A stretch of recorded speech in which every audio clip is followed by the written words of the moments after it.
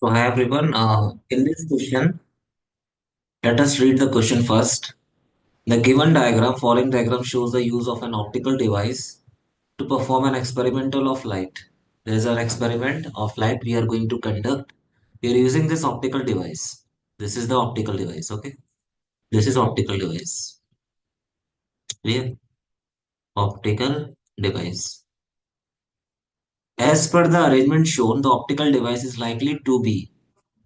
Now you can check that incident light is coming, then rather than bending, you can check this is, it should go straight, but what this lens is doing, it is going to diverge. This optical device is going to diverge the incident light like this.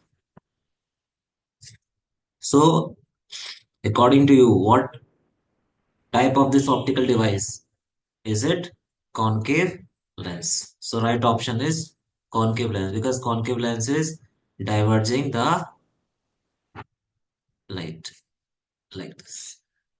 Okay, understood?